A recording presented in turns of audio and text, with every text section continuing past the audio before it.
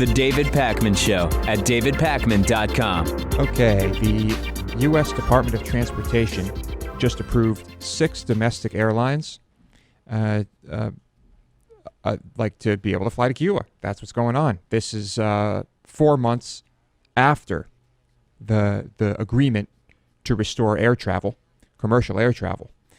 And so these are the carriers: American Airlines, Frontier, JetBlue, Silver, Southwest, and Sun Country.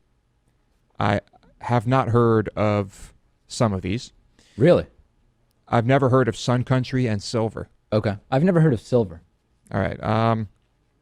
So anyway, starting this fall, flights between Cuba and the U.S. cities of Miami, Fort Lauderdale, Chicago, Philadelphia, Minneapolis, St. Paul will be happening. 9 Cuban cities will accept U.S. flights, in addition to Havana, and so that's a good amount. Disappointing that JetBlue is basically the airline with the most nonstops out of Boston, and I was hoping that there would be a Boston to Havana nonstop. Not going to happen because these approvals were only flying out of certain U.S. cities. And looking at the list, it's pretty clear Fort Lauderdale has become sort of like a de facto hub for JetBlue, close to Miami, probably somewhat cheaper. And I'm guessing that's where they will fly to Havana out of. And there has already been kind of a boom in tourism there since things have opened up a bit. Yep. How long do you give it now until Cuba is no longer the Cuba it is now? Probably 2 years. We're already seeing hotel projects start up, and a lot of you can. I guess you could open up a Starbucks in an existing store building, probably in 6 months, and I don't know where that stands right now. And building hotels from the ground up, that can be a sort of maybe 2-year process from start to finish between approvals and construction and getting ready to open. I give it 2 years, so I think it's worth going to sooner than later. I don't really. I'm trying to think of examples of what I'm about to discuss. I'm having trouble thinking of some, but maybe you can help me. But what happens to a place when what they rely on more than anything else for income, the people, is tourism, right? I mean, what are some examples of that? Well, one thing that happens is you become very impacted by the currencies of other countries, right? Because all of a sudden what determines the relative expensiveness or cheapness of traveling to your country. Yeah. And I said I wanted to go to Cuba. I'm actually finding that I don't care so much anymore. Really? Yeah. I mean, I guess I still would, but I mean, there are just so many places on my list, and Cuba is probably dropping now. Wow. And I don't want to be there when it's full of American tourists. I really don't. I might try to see about, now that these flights are starting, maybe I can put a little trip together for, like a year from now or something. Yeah. I mean, I'm guessing it'll be overrun, but anyway, I hope not. Okay, a few months ago, I don't know how long ago it was. Maybe it was only a month, whatever. I discussed the naked restaurant in London. Right. Seemingly the first of its kind. It has since opened. The list to get into this place is huge. People are loving it, and it's a success. I guess the food is pretty good too. Right, that helps. Okay, it does. And now Japan is following suit. What are you looking up, Dave? No, I'm just checking out the article. Well, this is about the Japanese one. So if you're interested in the British one, you'll have to look elsewhere. But Japan's first naked restaurant is set to open next month, and they've entered. They have some very interesting rules here. Yeah. You will be weighed and ejected if found to be overweight for your height or whatever. Right. Just being weighed doesn't really give you the information you need, right? Because you have to consider height in figuring out if someone is overweight. I'm guessing they will do that. Okay. They are also only serving people between the ages of 18 and 60. Yeah, it's based on the average weight for your height. You can't Yeah. be more than 33 pounds over the average weight for your height. That's right. And after checking your clothes, you have to put on paper underwear provided by the restaurant. Huge. And so this is actually, you can spend quite a bit of money here.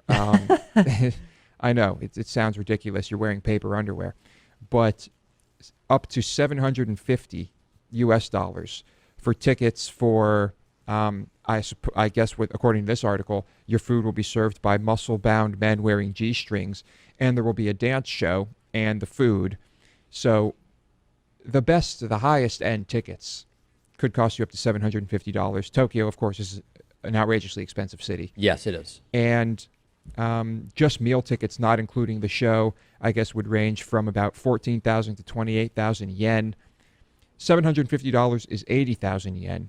So 14,000 to 28,000, still not cheap. No, and not really appealing to me. I mean, I'm sure the food is terrific, but there's terrific food at many restaurants where you're allowed to keep your clothes on. Yes.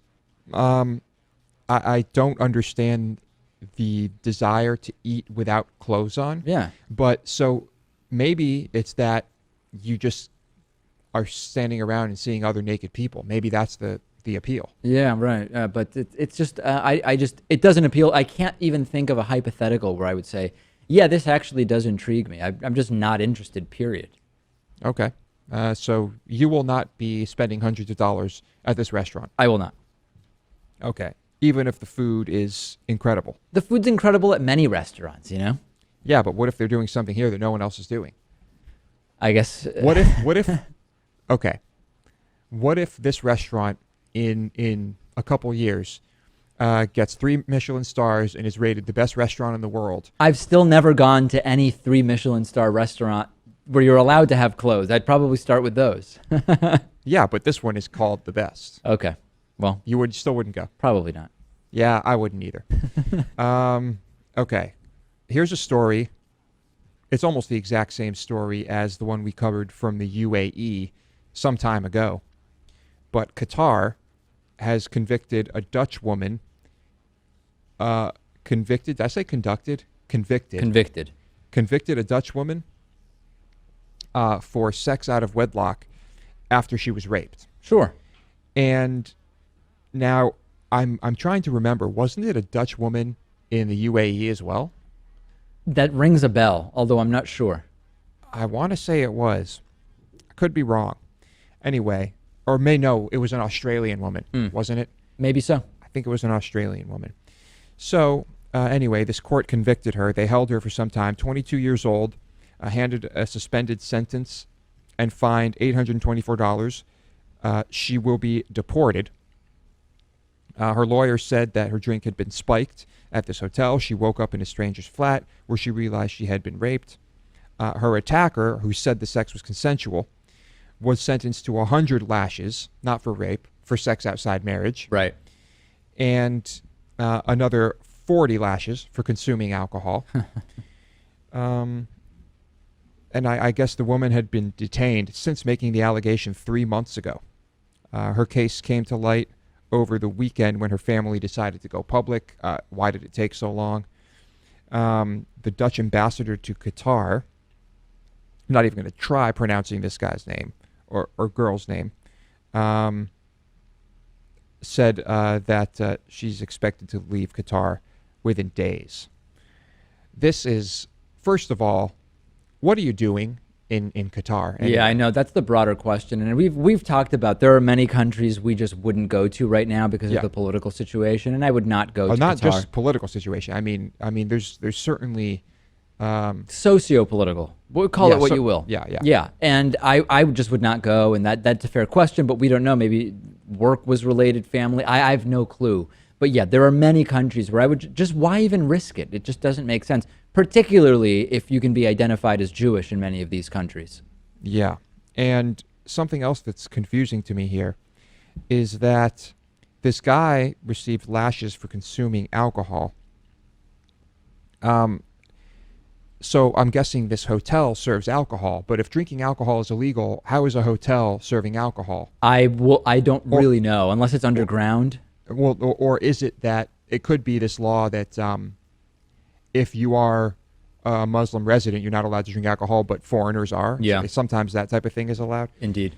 And so, just incredible. I mean, I would say that if you are a single or even married, but especially a single woman, not of the Muslim faith and young, and you are to be sent to any of these countries like this for work, I would refuse. Yeah, I probably would. I would just outright refuse. And I mean, I guess you could say I'm boycotting these countries. You're actively doing that. I mean, it's like it's not how like do I really know? You don't have that many opportunities where you would be going there just by chance, right? Whether it's for work or to visit family. So you're sort of saying, I'm not going to pursue any trips there. I'm certainly not going to do that. But if I go put some gas in my car, right? How much of that is Saudi money? That's fair. That's fair. It's hard to say. So in case you were wondering, I'm going to cite Qatar's penal code on this one, Article 281. Please. Whoever copulates with a copulates. Are you sure it's not copulates? Copulates. Oh, I thought you put an L. I thought you said copulates. No. Oh, okay. No. I do know how to read, and I have heard the word before. With a female over 16, without compulsion, duress, or ruse, shall be punished with imprisonment for a term up to 7 years. The same penalty shall also be imposed on the female for her consent. So let me go through that one more time. With a female over 16, without compulsion, duress, or ruse. What does that mean? Well, it's saying if you weren't forced or tricked into the sex act. Yeah. I guess because this has gone public, that's probably the only reason that they were like, okay, we're just going to fine you and deport you, right? You would think. Yeah. Anyway, stay the hell away from Qatar. And the World Cup really is going to be the thing, right? I mean, yeah. I love the World Cup. Nobody's going to boycott the World Cup. No. Right? Probably not. It's too bad. Too bad that, hey, money can buy anything. It can even buy you a World Cup.